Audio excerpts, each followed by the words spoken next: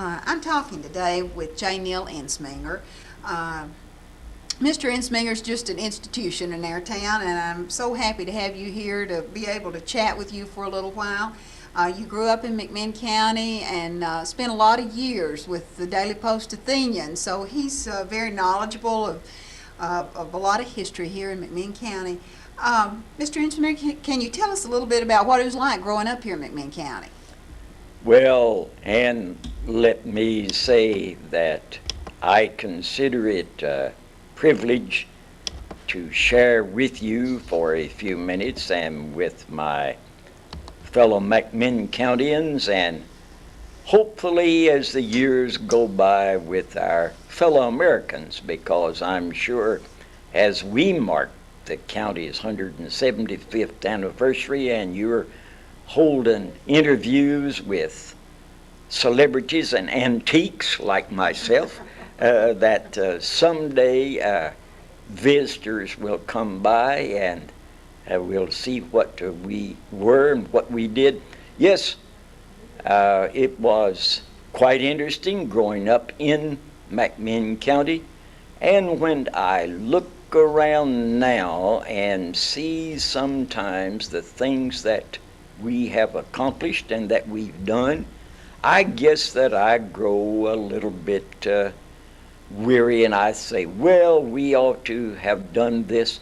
And then when I look in retrospect to what it was when I was a child, my, we have really grown and made a difference. I was born one of 4 children to John and Lena Lowry Ensminger, and my mother was an older girl. So you see, I'm a McMinn County product. And I was born about 5 miles from Athens, the county seat as we have it now.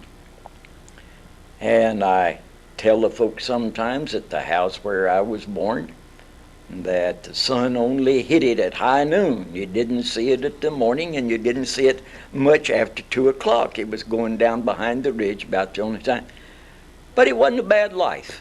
We learned to be, to a degree, self-supporting. We had nothing very fancy as far as living was concerned. We had enough food to eat, and just more or less as the children grew up. And then we moved from this section of the country into town, and I spent several of my early years growing up in Athens, and I have found how that the changes have happened here. It's been amazing.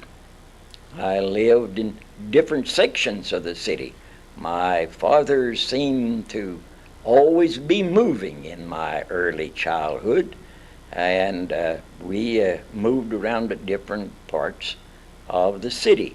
And I grew up, I went to school at the old Forest Hill School, which, by the way, Ann, was the only city school in the system at that time. And we lived, when I was really coming into Forest Hill School in my earliest years of it, and tuition, it was in the city, and we lived out in the county, and the city limits were just about beyond the West End Mission area now, up on around in the neighborhood of the electric shop, Charlie Davidson's electric shop, and I lived right up on that hill. And we would go down through the meadow. There wasn't any West End Mission. There was just and there wasn't any of the community that is in that area now. You went through quite a bit of the part of the community at that time. Of course, you know, in those days you had segregation naturally, and we would go through the community where most of the blacks lived to go into the Forest Hill School. And then we had to just be playing the games that youngsters played in those days, or if you went to an occasional birthday party and had a little celebration and played astounding games like drop the handkerchief and run around in circle. And, it was a nice place to grow up, just like it's a nice place to live now. Neal, what was downtown Athens like from when you were a young boy? From that perspective. And I remember when Athens didn't have the paved streets. I remember, of course, the old courthouse. And around the courthouse there were posts with chains through the post, where that you would drive in from the country, and for that matter, not too far out of town.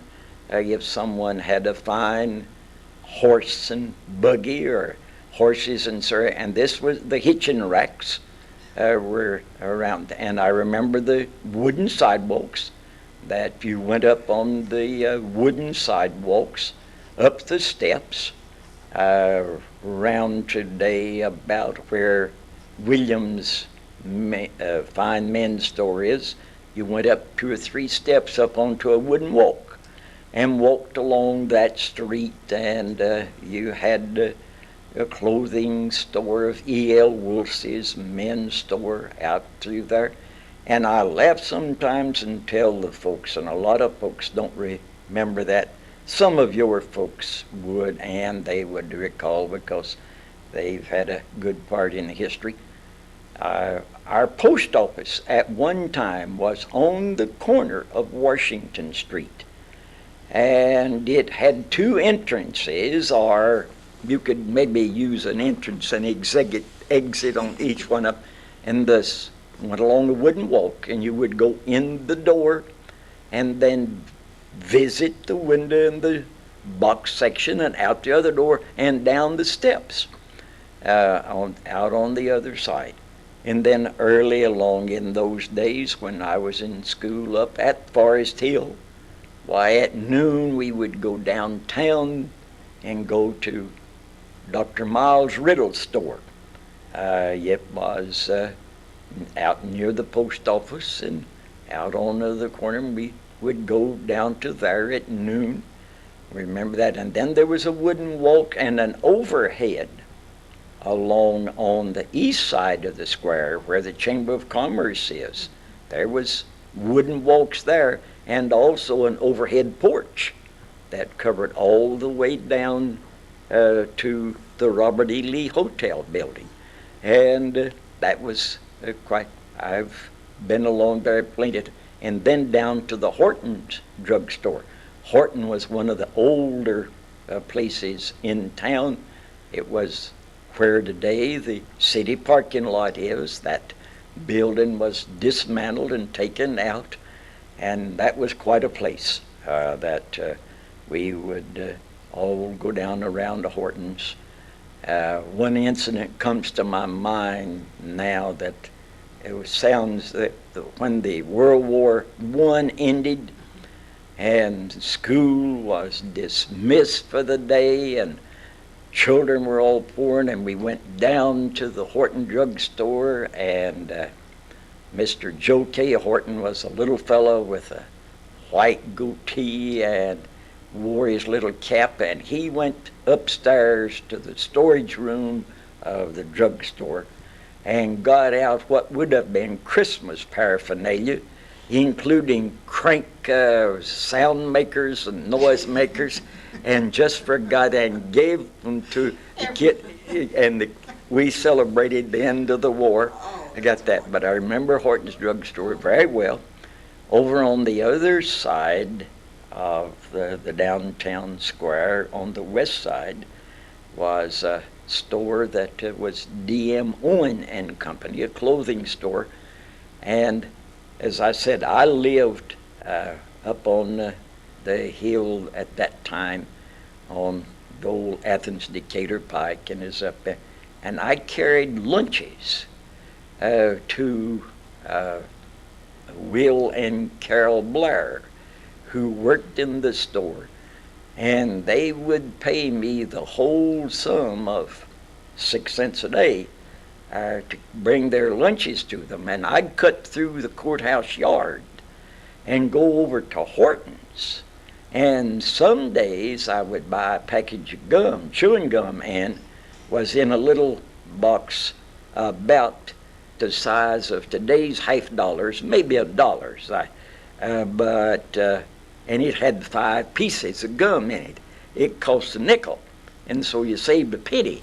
And other days I had to spend the whole 6 cents because the little Western magazine, Young Wild West, was a comic Wild West, and a patriotic magazine was the Liberty Boys of '76, and they cost 6 cents an issue.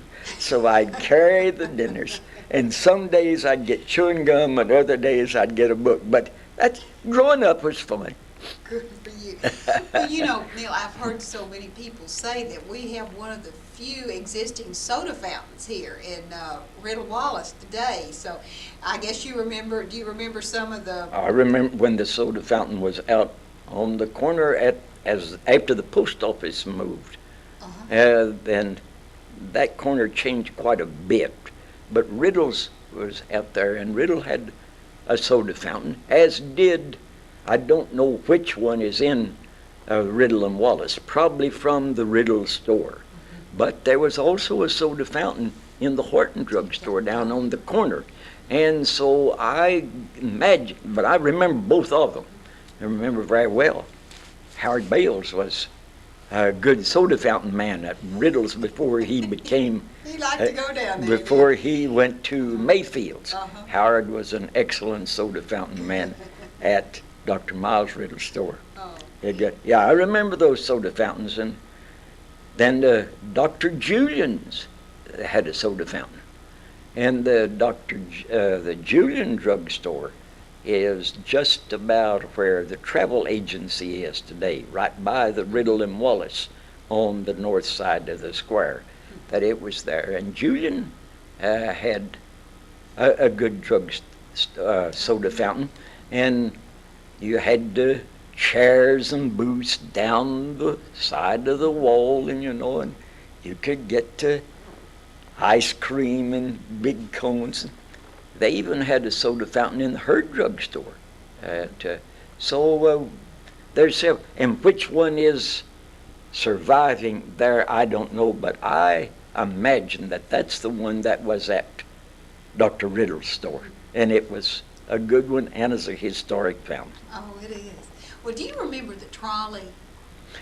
I do not remember it as far as seeing it or something, and I worry about it. I've seen pictures of it.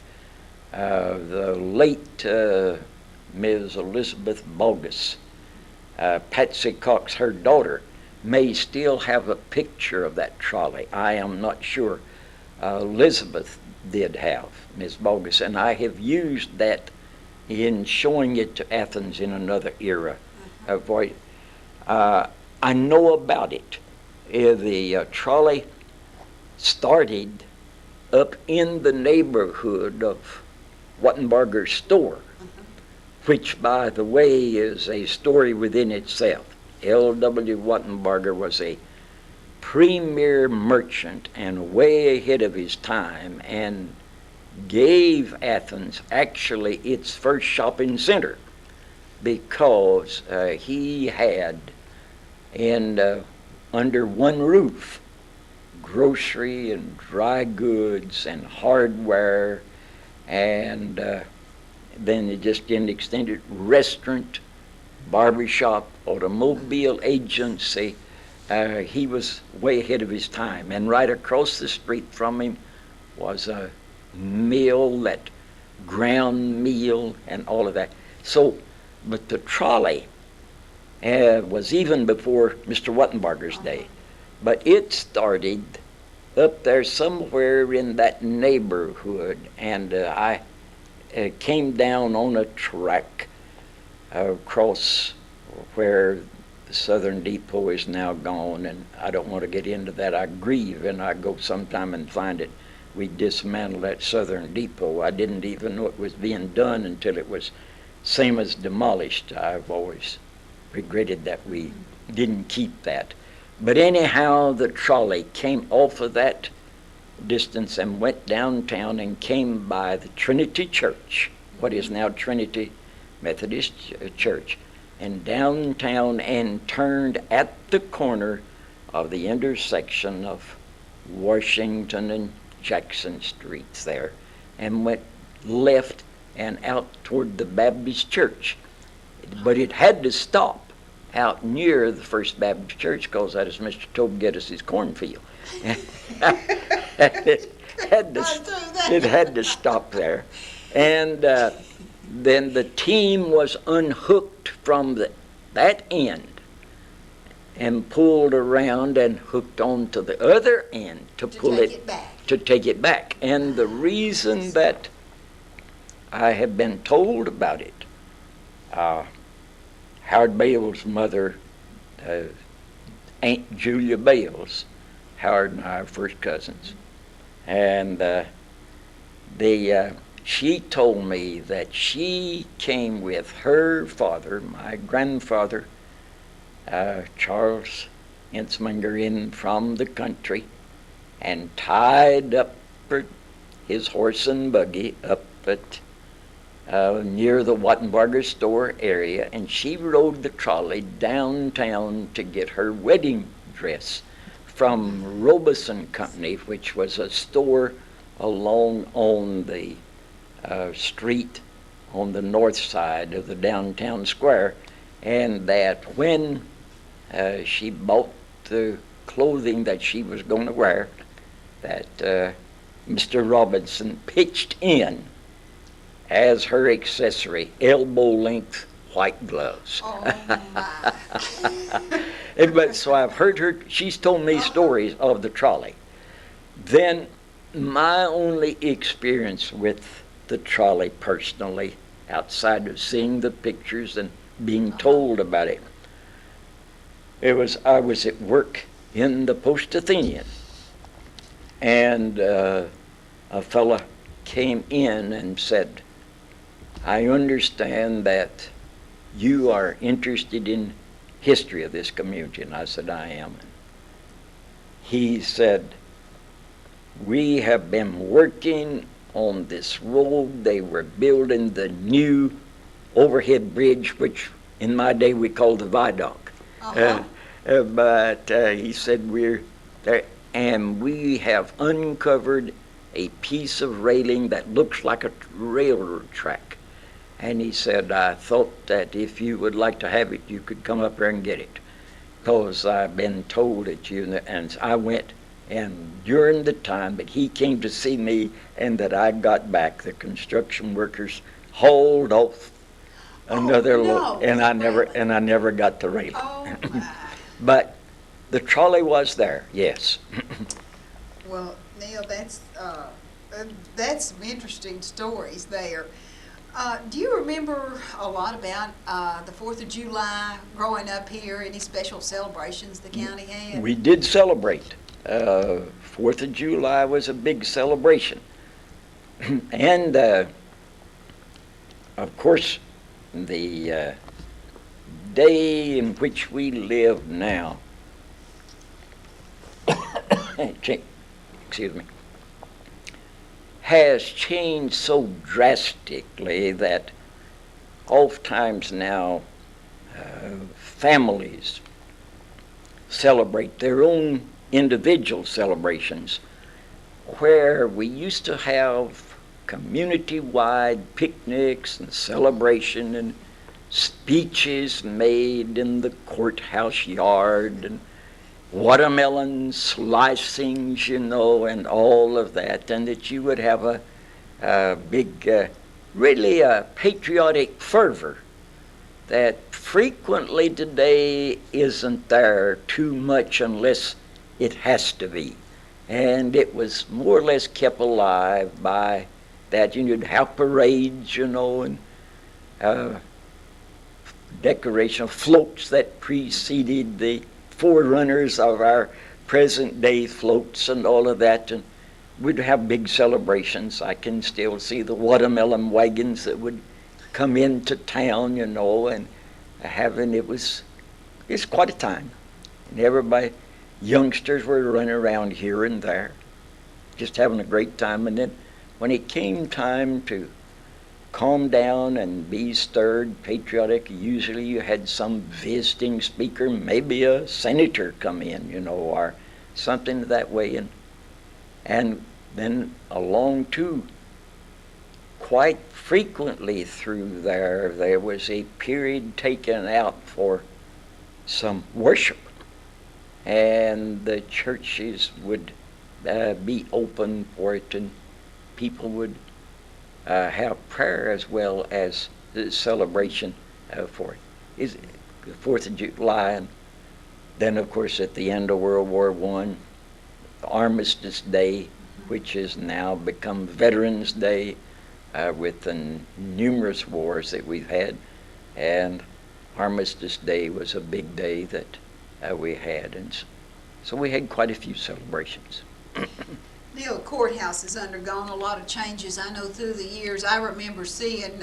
Do you miss seeing the fellas sitting around whittling down there? Oh yes, it was really quite interesting, and it was a gathering place for it, and it has, as you said, undergone quite a bit, and quite a few changes, and of course that was the central piece in the early culture of the history of the county, of this county and other counties. The courthouse was the centerpiece. And we used to have our county fair. And all of the lower floor of the courthouse, you had 2 courtrooms in those days, downstairs courtroom and upstairs courtroom. And the downstairs courtroom was always the showplace for the ladies' quilts, like this one that's the backdrop for me today, and some of the others in this. And there was always a race between County Line and Claxton as to who was going to have the best quilts and the best preserves and the best jelly. And believe you me, they would be some mighty good canned displays and things. And then they had chickens in the chicken coops. In the courthouse. Around the courthouse, in the courthouse yard, around the courthouse yard.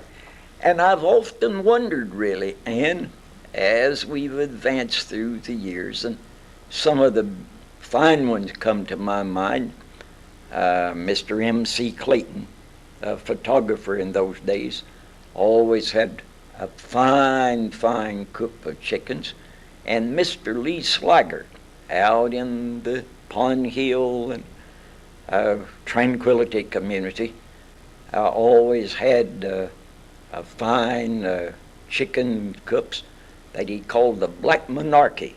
I'm sure you never heard of it, and I don't know what happened to that particular breed of fowl. I don't know. I'm sure it was crossed and so that, but we've had it. And believe it or not, along the street, where today you have Charlene's Beauty Salon and the Trophy House, and up through there going on up toward Higgins Law Office, that was a vacant lot up through there, and that was set aside for the pig pens. And you had several pens of fine hogs that would be brought in and judged at the fair. And there was one young fellow from down between Riceville and Charleston in that neighborhood by the name of Fine, I recall. Don't remember his good. Almost always took first place with his hogs. He had the finest. Neal, So I remember that fair very well. And speaking of the courthouse, I know we all remember when it burned. What memories have you got of that, Neal? Well, of course, that was that was in the 60s, wasn't it? about 61, 60. I believe we built this one in 63. 62. I believe that's about right. And chronologically, I don't remember everything, but I know that it was hard to believe. But of course, you see, here's the thing of it. The interior of those old buildings were built when building material was of the best and economical. And you could have the very heart of pine in some of those things, just like we had in the old M.E. Church South, the forerunner of the Keith Memorial Church, which we have today, when it burned, and it made a disastrous fire, and it would cover the town in black smoke, and you could hear the flames crackling for miles. Because, you see, it couldn't get out of the brick. And the same thing happened at the courthouse. It couldn't get out of the shell, but it had the very best materials in there, and it burned, of course. Yeah, but this building that we have today, I'm proud of that building. I have often said, and it seems to me, I never have had many people dispute it, so I guess that is pretty well. I think that we have a building in the courthouse that is probably the best building for the dollars that we've got in it of any building in this whole country. That's a good building. It was built economical, the Webb brothers, and that's one of the best buildings that, Very sound. yeah, that's good. You know, Neal, I guess I've always heard the miracle of when the courthouse burned is how the records were still preserved. I heard stories of people throwing them out the upstairs windows to They other people. didn't Is that exactly true? throw them out the upstairs window, to the best of my knowledge. There was a fraternity on the campus at Tennessee Wesleyan, and those boys came in a body, and they put ladders up to the windows. And there are pictures somewhere that you could find, probably in the old papers of the Daily Post Athenian and other papers which came in, because when the news spread of the courthouse burning, reporters came from everywhere, as did fire companies to help fight.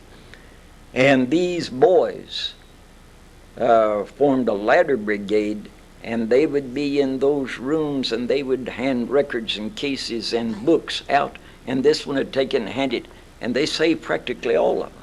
That's wonderful. And it was right before election, and the election materials were all on the downstairs floor, and the First National Bank, Mr. Grover Graves was president then of the First National Bank, and he opened the doors of the bank that afternoon.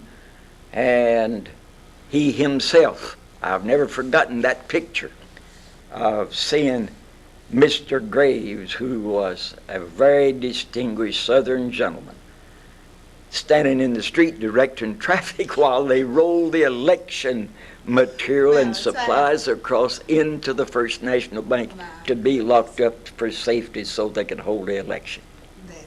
Yeah. Those are some real special They're memories. really special memories. I know you attended TWC, didn't you? Yes, ma'am. Tennessee Wesleyan College. Now, have you got any stories you can tell us about? I know you've got a wonderful story about the bell up there. And, well, you see, in those days, the bell not only rang for it, but it until we put in the electric bell system, which we experienced some even while I was there.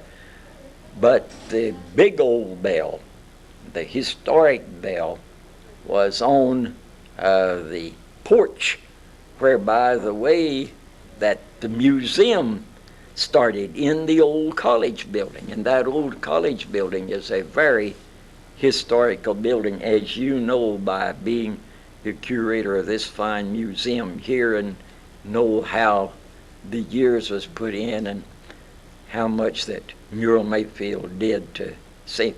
The old college bells was on that porch. And I had the privilege of talking to President Robb when they had the Myrna Pfeiffer Library, and I told him I felt like that we ought to save that bell, and he agreed with me, and they put that bell that was on that porch into the bell tower of Myrna Pfeiffer Library. And it had been there for all these years, and then one day somebody decided to ring it or something and found it wasn't there. Now, how long it'd been gone, nobody knows, and the trouble that was expanded in getting it, nobody knows. Well, of course, you just couldn't believe it. The bell is gone. And Louis Underwood was fine maintenance superintendent of the college for years and was then.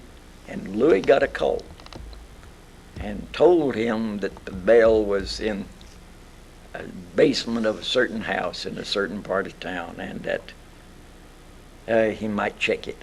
And they did, and the bell was found, and as it says, no questions asked. I don't think that those people that's there realized that they had such a bell, and it did. And so, of course, since then, the homecoming has displayed the bell, and it's in the old college building now, up there, and was part of your museum, man, when you had there. But it's quite, it's a historical bell, and it's traveled too. Oh, it had. And I'm like you, how anyone could do that, I don't know. I don't. Because it just weighed, I would like to know how many tons Right, it did right. weigh. Okay, Neal, can you tell me a little bit about the Depression and how it affected McMinn County? And of course, I guess that I'm like a child of the Depression. I was here. Neal, can you tell me a little bit about the Depression, the effect it had on McMinn County? And of course, you have been told, and I guess that it has been recorded many times, and I don't guess anybody in today's society can hardly realize of just what happened in the Depression, when practically everybody didn't have much of anything.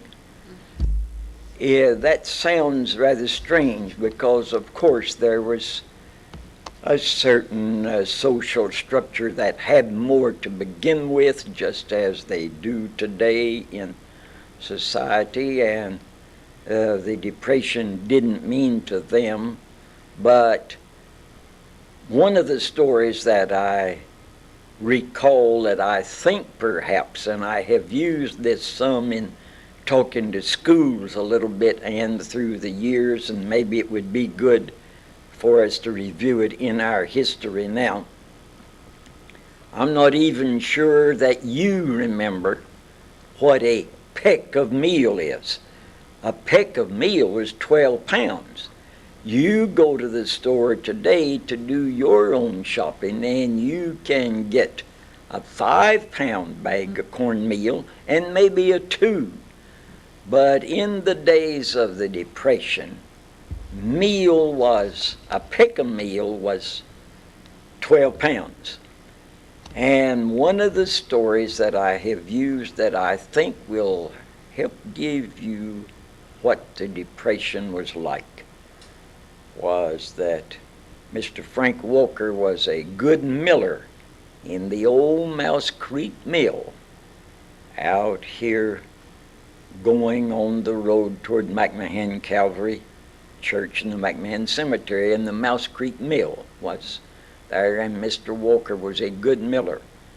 I saw him bring a wagon load of meal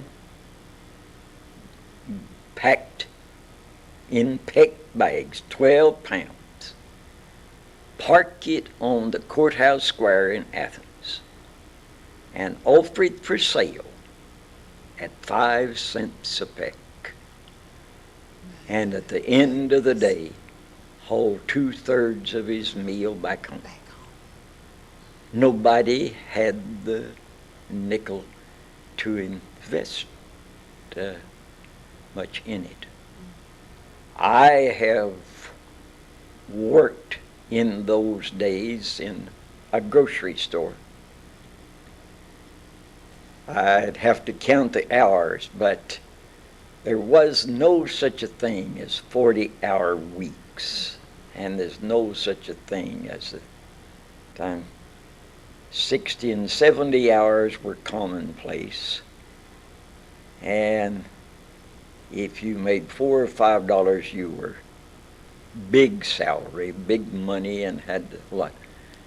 Now, that's the downside of the Depression, and as I said, that probably would tell you as well as any story that I could tell you that would tell you how it was. Because if people didn't have a nickel to buy something to eat, you didn't have much. Now then, the upside of the Depression was that people shared whatever they had.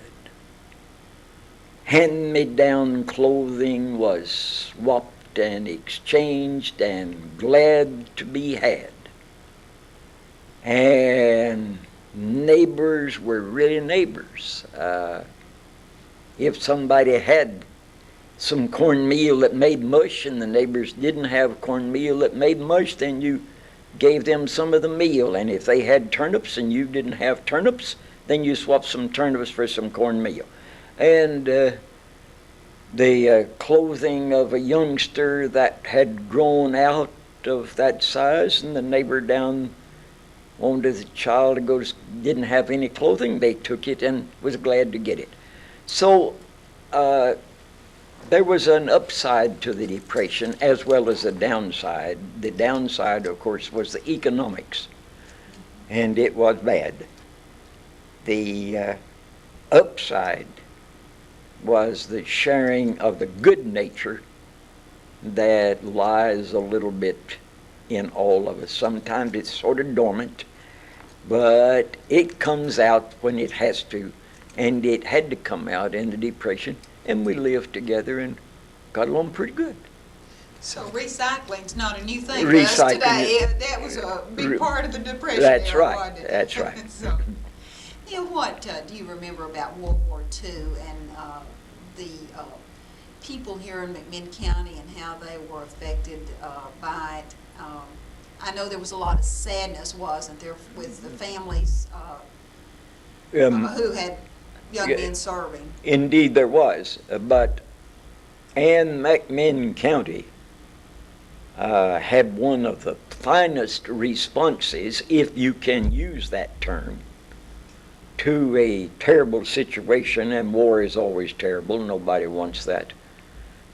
But Athens had as fine a response, and McMinn County as fine a response as anybody ever had. This, well, by the way, backing up just a little, all the way back to the very earliest days in Civil War times, McMinn County has produced its share of fighting people, companies of some of the wealthy landowners would even furnish their own companies of men and horses.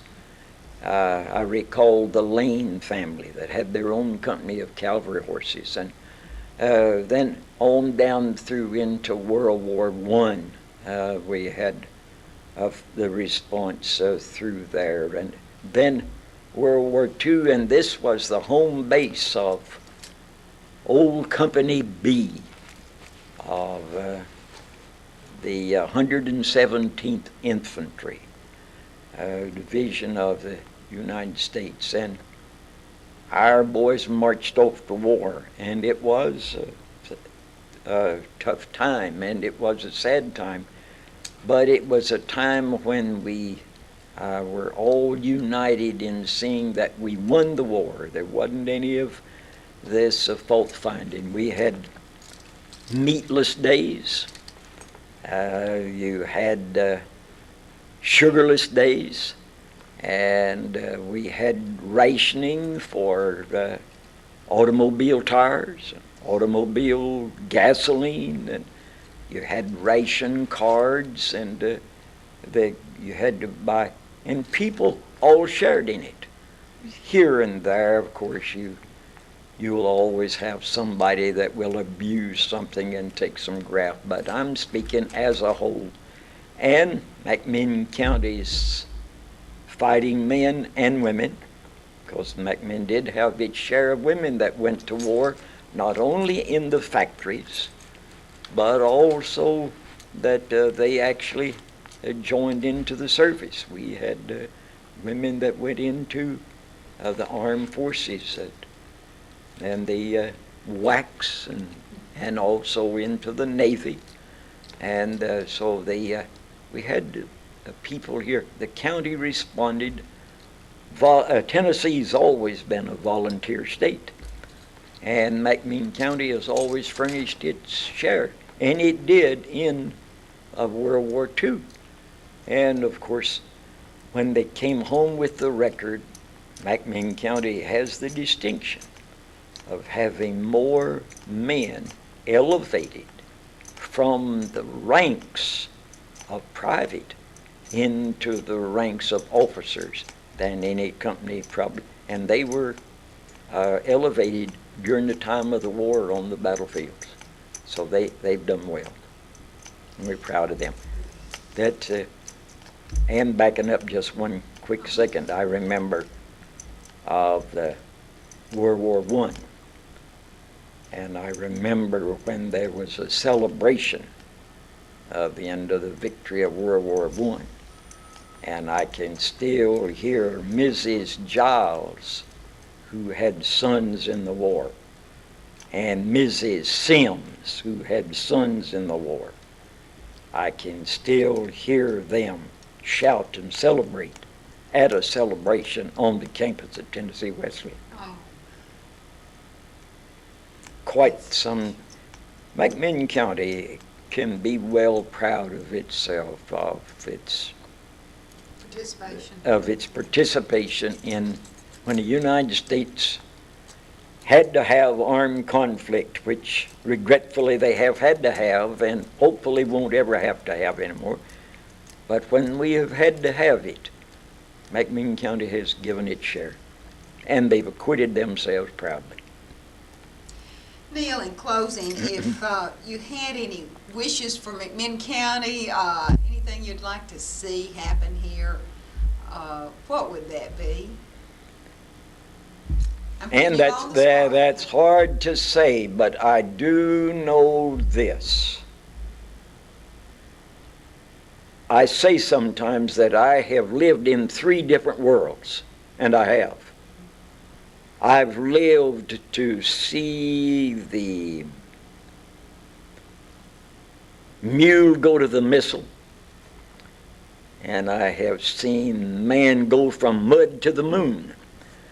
And I've seen 3 different worlds, really. And my wish for the county is that we would be as cooperative in the nuclear day ahead, and that we would learn that although we must have and have to have computers, that I hope computers will not do away with the quality of citizenship and family life, and that our next 175 years will be as rich in tradition as these last ones have. That'd be my wish. Neal, if we have community leaders like you are, in the next 175 years, McMinn County is going to be in good hands. I consider it quite an honor to have been here to talk with you today, and I thank you so much. Thank you, Ann.